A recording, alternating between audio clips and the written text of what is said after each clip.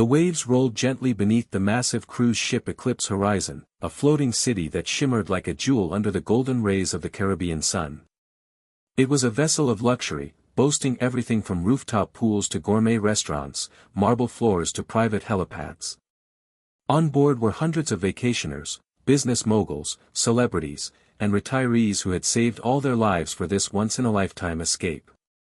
And then, there was Clara. She walked quietly through the ship's corridors with a small notebook pressed against her chest, dressed in a modest navy skirt and a white blouse.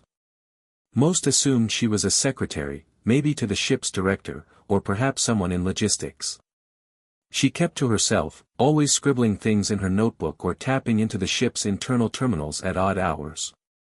Nobody really noticed Clara. She smiled at everyone. She offered tissues to a crying child by the pool one afternoon and helped a flustered couple with directions to the lower decks.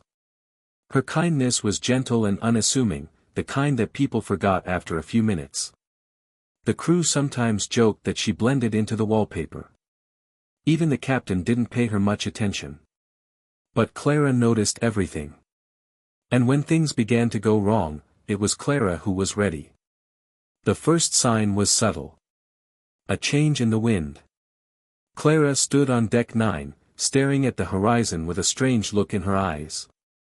She held her notebook tighter and glanced at the sky.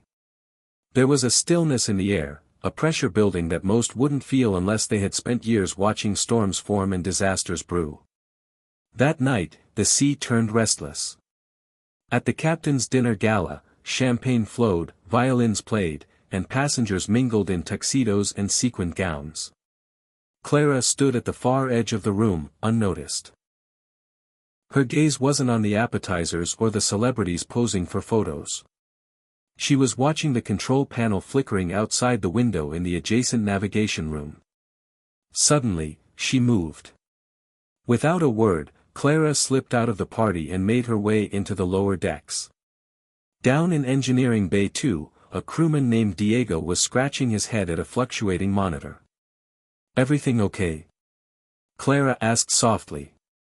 Diego looked up, startled. "Just a voltage issue, I think. The stabilizers are acting up." Clara stepped closer. Her eyes scanned the readings, and her fingers moved faster than Diego could follow. She adjusted a sequence in the ship's mainframe with such precision it made his jaw drop.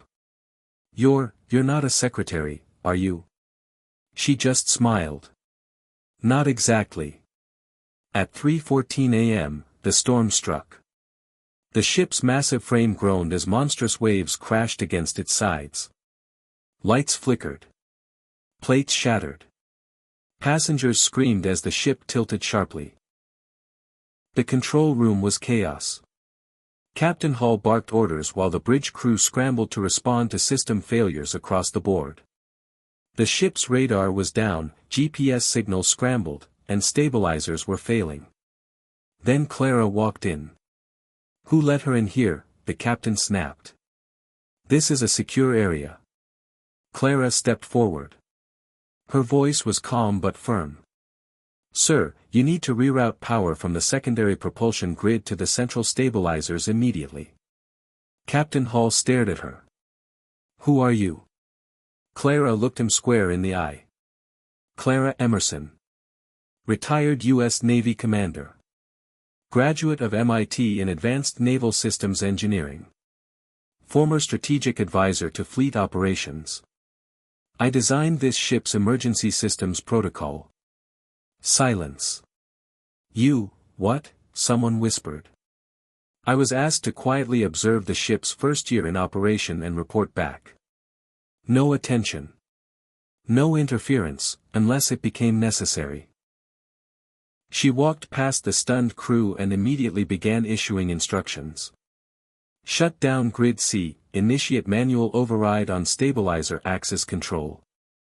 And for the love of all that's good, get me a direct line to the emergency satellite link."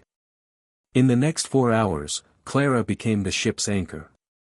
When navigation systems failed completely, she rerouted backup pathways manually. When the fuel cell generator risked overheating, she used an old-school pressure valve method that hadn't been taught in decades. When passengers panicked, she moved through the halls, offering calm directions, comforting children, and reassuring the elderly. At one point, a woman collapsed in the hallway, clutching her chest in terror. Clara knelt beside her, administered CPR, and didn't leave her side until medics arrived. "I thought she was just a secretary," the medic whispered. "You and everyone else," Clara replied gently. By morning, the storm passed. The ship was battered but afloat, stabilized just enough to avoid catastrophe. Communications were restored. The Coast Guard responded. A helicopter team arrived by midday to begin emergency evaluations and assistance. Captain Hall stood before Clara, his hat in his hand. "I owe you an apology," he said, voice thick with emotion. "And a thank you, that words can't cover." Clara shook her head. "It wasn't just me. Your crew was brave. The passengers did their part. I was just the thread holding it together for a while."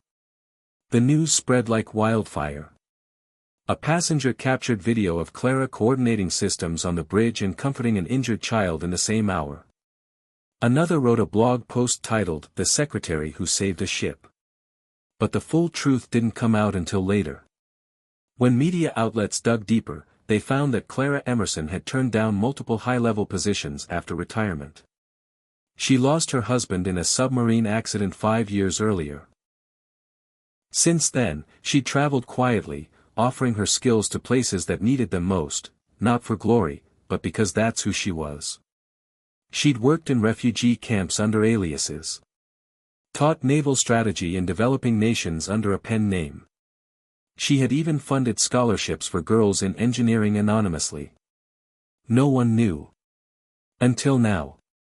Weeks later, a small ceremony was held on the deck of the Eclipse Horizon, just before its return to sea. Passengers, crew, and news outlets gathered.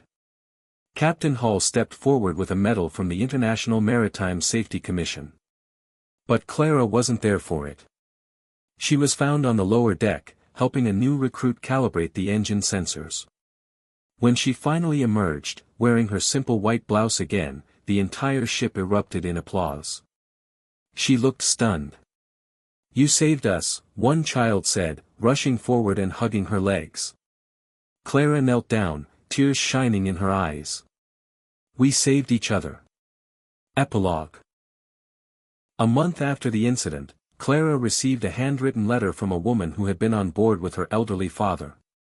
The letter read, "We thought you were just a quiet helper. But you were our guardian angel. You reminded us that true power doesn't come from loud voices or shiny titles. It comes from compassion, courage, and quietly doing what's right, even when no one's watching." Clara placed the letter in her notebook, alongside blueprints and system maps. And she moved on. To the next ship. The next challenge. Not for praise. But because that's what real heroes do.